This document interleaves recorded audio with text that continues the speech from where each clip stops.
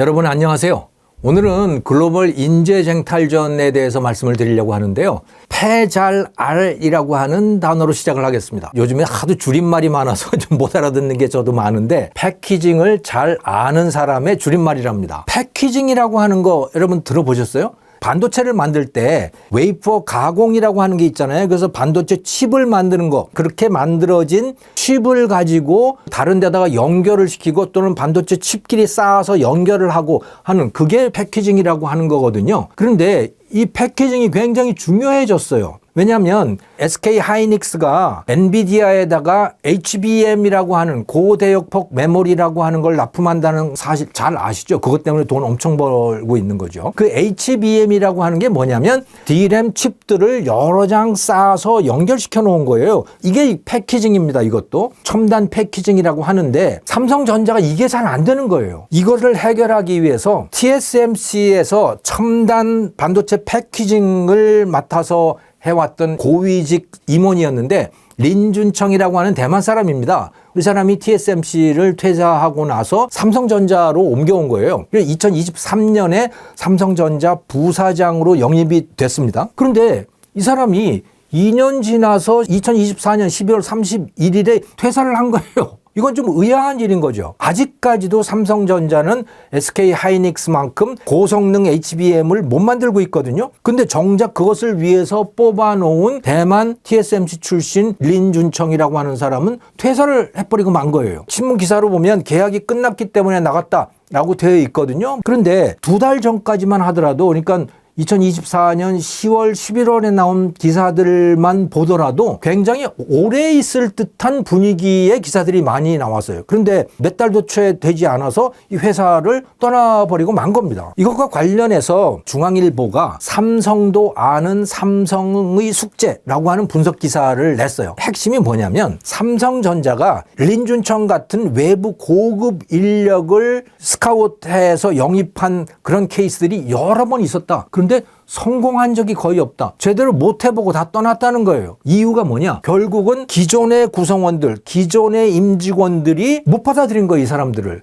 경영진에서는 외국인 임원들을 받아들이지만 현업을 하는 그 사람들은 못 받아들이고 있다는 거예요. 배타적인 기업 문화 때문이다 라고 하는 거죠. 이거는 삼성전자만 그런 게 아니고요. LG전자 역시 매우 비슷한 실패 경험을 가지고 있습니다. 2007년 1월에 남용 부회장이라고 하는 분이 LG전자의 최고 경영자로 들어오게 된 거죠. 그래서 회사의 분위기를 완전히 뜯어고치려고 했어요. 어떻게? 글로벌 수준의 일하는 방식을 그대로 다 도입을 하려고 했던 거예요. 그래서 이 회사의 최고위 임원들 이런 사람들을 전부 외국인들로 스카웃을 해서 앉히기 시작했습니다. 그래서 2009년이 되자 외국인 부사장이 5명에 이르게 된 거예요. 최고 마케팅 임원, 최고 인사 담당 임원 이런 사람들이 다 외국인들이었던 거죠. 이것을 통해서 남용 부회장이 이루고자 했던 것은 LG전자의 근무 문화, 근무 방식, 직원들의 행동 방식, 사고 방식 이런 것을 다 글로벌 수준으로 바꿔놓겠다. 이것을 의도했던 거예요. 결과는 대실패였죠. 외국인 임원들이요 3년 계약으로 왔거든요. 3년이 끝나자마자 전부 다 퇴사했습니다. 원인이 뭐냐? 외국인 임원들하고 한국인 임원들 사이에 소통이 안 되는 거예요. 두 집단은 서로 물과 기름처럼 따로 놀았습니다.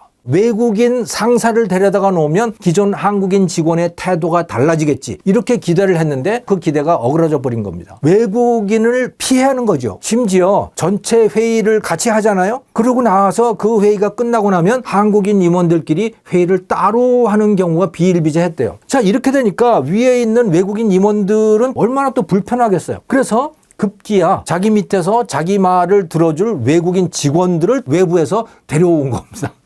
이렇게 되다가 보니까 이게 뭐 회사가 엉망이 되지 않겠어요? 그래서 현장 대응이 굉장히 늦어지게 되는 거고, 왜냐? 위에서 지시하는 사람과 결정하는 사람과 그것을 집행해야 되는 사람 사이의 의사소통이 이렇게 안 되니까 회사 실적도 추락을 하게 된 거죠. 그렇다고 해서 긍정적 변화가 전혀 없었던 건 아닙니다. 전 세계에 나가는 LG전자 광고를 일관된 컨셉으로 다 정리할 수 있었죠. 또 전 세계에 퍼져 있는 그 현지 기업들, 여기 근무하는 직원들의 평가 기준, 이것을 다 일관된 기준으로 바꿔놓고 이렇게 하는 데는 성공을 했어요. 하지만 그것을 제외한 나머지 것들은 엉망이 돼버렸던 거고, 그러면서 회사 이익은 추락을 하게 됐던 거고, 급기야 2009년 3분기에는 4년 만에 적자가 발생하는 그런 상태로 되어버린 겁니다. 그러니까 LG전자의 기업 문화를 글로벌화하겠다라고 하는 이 파격적 실험 완전히 실패로 막을 내린 거죠. 그렇다고 해서 뭐 모든 기업이 다 실패한 건 아닙니다. 대표적으로 성공한 기업이 있죠. 그게 현대기아차 그룹입니다. 2006년부터요. 외국인 피터 슈라이어라고 하는 폭스바겐 또 아우디 이런 데서 근무했던 디자인 전문가이거든요. 이 피터 슈라이어 씨를 기아차의 디자인 최고 경영자로 영입을 했죠. 그때부터 기아 자동차의 디자인이 획기적으로 업그레이드 되기 시작합니다. 뭐 현대차의 디자인도 상당히 바뀌게 되는 거죠. 그리고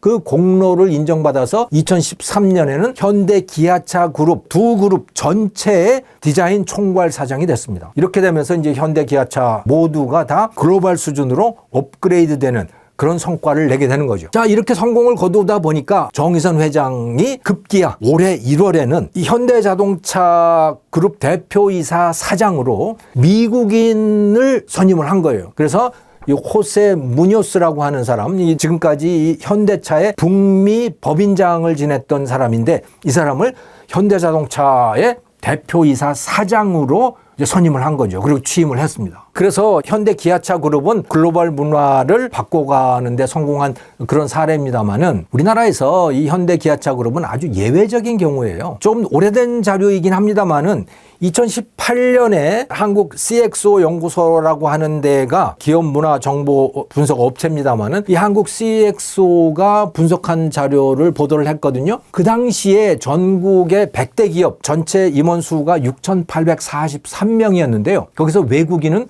94명, 1.4%에 불과합니다. 지금도 뭐 달라지지 않았을 거라고 봐요. 그런데 이러면 큰일 납니다. 이제 우리나라 이렇게 되면 안 돼요. 실리콘밸리 기업들을 한번 보십시오. 그야말로 인종 출신국 뭐 완전히 뒤죽박죽이죠. 근데 그게 성공 비결인 겁니다. 그런 다양함 속에서 그것들이 섞여서 파격적 아이디어들이 나오는 거고 생산적 아이디어 또 생산적 근무 분위기 이런 것들이 만들어지는 거예요. 이 글로벌 비즈니스 시대에 순혈주의 이거 나라 망칩니다. 그나마도 예전에는요 우리나라에 똑똑한 인재들이 많으니까 그 인재들이 뭔가를 많이 만들어냈잖아요. 그리고 우리가 여기까지 왔죠. 그런데 지금 어떻습니까? 제가 지난 영상에서 말씀을 드렸지만 한국에서 돈 잘 버는 인재, 돈 되는 인재, 똑똑한 인재들 이거 미국 기업으로 다 가고 있어요. 대만 기업으로 가고 있고 일본 기업으로 다 나가고 있어요. 한국에 돈 잘 벌고 똑똑한 인재들이 지금 나가고 있는데 외국의 인재는 우리가 영입을 합니까? 못하고 있는 거예요. 2024년 7월 달에 OECD가 한국 경제에 대한 분석 진단 보고서를 냈는데요. 중요한 지적사항 중에 하나가 뭔지 아십니까? 한국이 글로벌 탤런트에 대해서 너무 폐쇄적이다라고 하는 게 지적사항이었습니다. 이 그래프는 2022년 당시에 국가별로 이민 비자의 발급 숫자를 보여주고 있는데요. 한국은요 바닥이죠. 그 얼마 되지 않는 그 외국 이민 비자 그 직종을 놓고 보면요 영어 교사가 가장 많아요. 비즈니스맨이 아니고 영어 교사인 거예요. 엔지니어 이게 아니고 영어 교사. 조선족, 네팔, 필리핀 사람 이 사람들이 한국인들이 이해하는 외국 인력이잖아요. 이 사람들이 하는 일이 뭡니까? 허드렛 일, 누구도 안 하려고 하는 3D 업종 이런 거잖아요. 이렇게 돼서는 안 되는 거예요. 한국인들이 하고 싶지 않은 일을 외국인들을 불러다가 시키면 안 되는 거예요. 물론 그것도 필요하지만 지금 현재 한국에서 정말 필요한 건 뭐냐면 한국의 똑똑한 사람들이 하고 싶어하는 일, 한국인이 올라가고 싶어하는 자리, 그 자리에 글로벌 탤런트들을 받아들여야 되는 겁니다. 그래야 새로운 걸 배우죠. 그래야 시너지 효과를 낼 수가 있죠. 근데 우리가 기껏 영입하고 있는 글로벌 인재가 영어 선생 이런 것들인 거예요. 왜 LG전자는 글로벌 인재 영입해놓고 다 쫓아냈습니까? 삼성전자는 왜 안 되는 거예요? 그것은 기존의 한국인들이 외국인들을 불편해하기 때문입니다. 문화가 달라서 불편한 거예요. 말하기가 불편해서 피하는 거예요. 그러다 보니까 다 떠나게 되는 거고 새로 받아들이지는 못하는 거고 그렇게 되는 거죠. 이걸 바꾸려면 어릴 때부터 시작해야 됩니다. 이제 나이 30대고 그러면 잘 안 되는 거예요. 이게 저만 해도 잘 안 됩니다. 저도 1980년대에 미국에 유학했을 때 거기서 수업 조교를 하면서 그때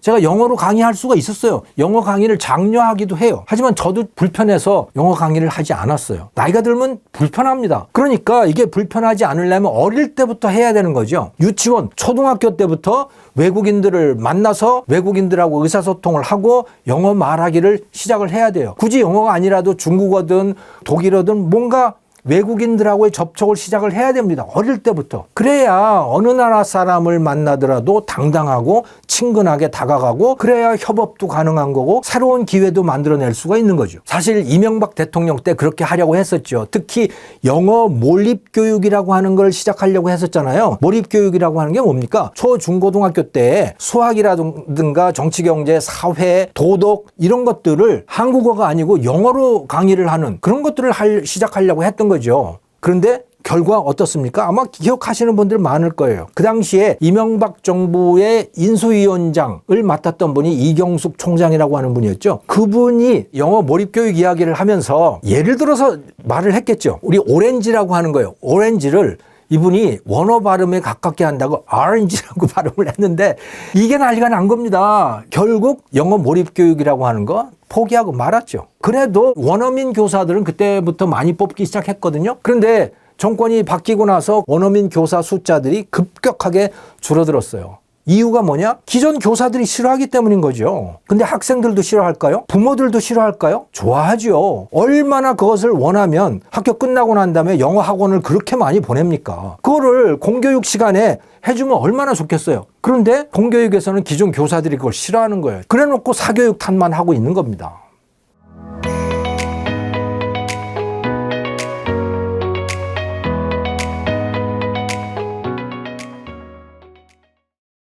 그래서 요즘 우리나라 공교육 현장에서 가장 글로벌 수준에 근접한 프로그램이 있습니다. 그게 IB, International Baccalaureate라고 하는 교육 이 프로그램인데요. 이게 뭐냐면 외교관 자녀들을 위해서 시작이 된 거예요. 모든 나라에 다 외교관들이 있지 않습니까? 근데 외교관의 특징은 뭡니까? 이 나라 저 나라 옮겨 다니는 거예요. 그런데 그 외교관들의 제일 큰 고민이 뭐겠어요? 자녀 교육입니다. 나라를 바꿀 때마다 교육이 달라져야 되잖아요. 이게 정말 적응하기 어려운 거죠, 이게. 근데 IB라고 하는 건 뭐냐면 어느 나라에 가든지 그 자녀들이 동일한 글로벌 수준의 교육을 받을 수 있게 해주겠다라고 하는 거예요. 그래서 영어로 이루어지게 되는 거고 교육의 내용들은 전부 학습자 주도의 토론 방식으로 이루어져요. 그리고 시험은 다 논술 시험이에요. 영어로 하는 논술 시험으로 이루어집니다. 그게 IB라고 하는 거거든요. 그런데 일본에서부터 이게 좀 달라지기 시작했어요. 일본도 IB를 했는데 어떻게 달라졌느냐? 영어를 쓰지 않는 일본어를 가지고도 동일한 수준의 교육을 할 수 있게 IB 본부의 허락을 받은 거예요. 그렇게 서로 조율이 된 겁니다. 정말 다행스럽게도 우리나라에서도 이 IB 교육을 본격적으로 시작을 하게 됐어요. 대구교육청에서 강은희 교육감이라고 하는 분이 5년 전부터 이 프로그램을 공교육에 들어오기 시작했어요. 그래서 경북 4대 부속 고등학교 여기서 이제 처음 시작을 했고 지금은 대구시 교육청 산하에 있는 94개의 초, 중, 고등학교가 이미 시작을 했거나 준비 중이거나 뭐 이런 상태라고 합니다. 임태희 교육감이 맡고 있는 경기도 교육청에서도 뭐 조금 늦기는 했습니다만은 이것을 준비하거나 지금 시범 실시를 하고 있는 데가 131개 학교 이래요. 그러니까 상당한 정도로 이제 진척이 되고 있는 거죠. 저도 이 경북 4대 부고의 IB 수업 현장을 제가 직접 가봤거든요. 와, 근데 정말 놀랐어요. 학생들이요. 얼마나 똑부러지고 설득력 있게 자기 의견을 말하는지 이게 다 토론 수업입니다. 다른 일반 교실처럼 그냥 선생님이 일방적으로 강의를 하는 게 아니고 어떤 주제를 놓고 선생님은 일종의 가이드를 해주는 거고 학생들끼리 토론을 하는 뭐 그런 방식입니다만은 그 학생들이 얼마나 잘하고 있는지요. 제가 그때 든 생각이 지금 당장 UN 기구 국제기구에 나가서 이 학생들이 일을 한다고 하더라도 하나도 손색이 없겠다. 그런 판단이 들 정도로 정말 똑똑했습니다. 그런데요, 여기 또 문제가 되는 게 뭔지 아십니까? 교사들입니다. 여러분들이 거기 선생님이라고 생각을 해보십시오. 자, 여러분들은 그 IB 교육을 선택하실 수도 있고 지금까지 해왔던 그 방식대로 할 수도 있어요. 학생들도 IB 교육을 선택할 수 있고 기존 방식을 선택할 수도 있습니다. 지금 다 그렇게 돼 있는 거예요. 그런데 IB 교육을 선택하는 교사들은 어떻겠습니까? 정말 골치가 아픈 거예요. IB 교육을 하게 되면요, 토론을 가이드하는 거 그거는 뭐 그럴 수 있죠. 그것조차도 그 교사가 공부를 굉장히 많이 해야 되지만 왜냐? 학생들로부터 어떤 질문이 나올지 어떤 이야기가 나올지 정말 종잡을 수가 없잖아요. 거기 대비를 하고 있어야 되지 않습니까? 그것도 쉬운 일이 아니긴 한데 더욱더 힘든 일이 뭔지 아십니까? 이 IB 교육을 했을 때 바로 시험의 채점입니다. 시험이 다 논술식이라고 했죠. 아이들이 별걸 다 써놓을 거 아닙니까? 그걸 채점을 해야 될 거 아니에요. 채점한다는 것조차도 쉽지 않은 일이지만 더욱더 어려운 부분은 뭐냐면 IB 본부의 입장에서 보면 교사들이 저마다 자기 기준을 갖고 채점을 하면 이거 문제잖아요. 그러면 그 채점의 공정성을 담보할 수가 없는 거 아니겠습니까? 그걸 보장할 수가 없잖아요. 그러니까 IB 본부의 입장에서는 전 세계적으로 다 동일한 기준이 적용되기를 원하는 거예요. 그래야 어느 나라, 어느 학교에서 그것을 이수를 했다고 하더라도 거기에서 나온 학점을 다른 어디에서나 가서나 다 쓸 수가 있는 거죠. 그게 영국의 옥스퍼드에 가서도 쓸 수 있는 거고 미국의 하버드에 가서도 쓸 수 있는 거고 그런 학점이 되지 않겠어요. 실제로 지금 그렇게 되고 있는 겁니다. 그러려면 채점 기준이 동일해야 되잖아요. 다른 사람들도 수긍을 할 수가 있어야 되지 않습니까? 그러려면 교사가 채점한 그 결과를 IB 본부가 다시 채점을 해야 됩니다. 그래서 실제로 교사가 채점한 그 결과의 일정 비율을 샘플링을 해서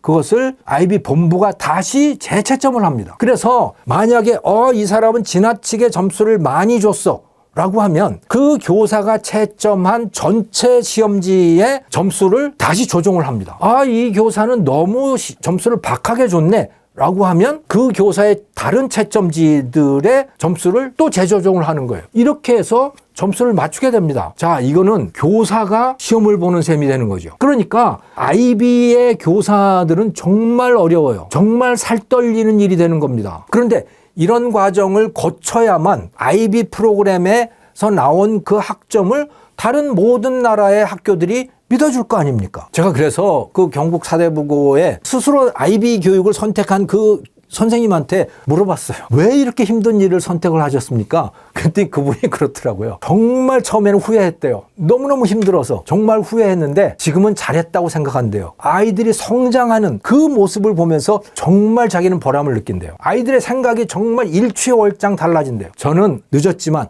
다행이다 라고 생각을 합니다. 그런데 교사들의 입장에서는 어떻겠어요? 정말 골치 아픈 거죠. 한쪽에서는 이제 IB 교사들이 생겨나는 거예요. IB 학생들이 생겨나는 겁니다. 다른 한쪽에서는 지금까지 했던 방식대로 구태의연하게 가고 있는 거예요. 그럼 비교가 될 거 아니에요? 같은 학교 안에서. 교사들의 입장에서는 이건 이제 압력을 받게 되는 겁니다. 그래서 전교조 대구지부가 관내에 있는 교사 1,400명을 대상으로 해서 조사를 했습니다. IB 교육 어떻게 생각하느냐? 77%가 이거 불필요하다. 반대예요.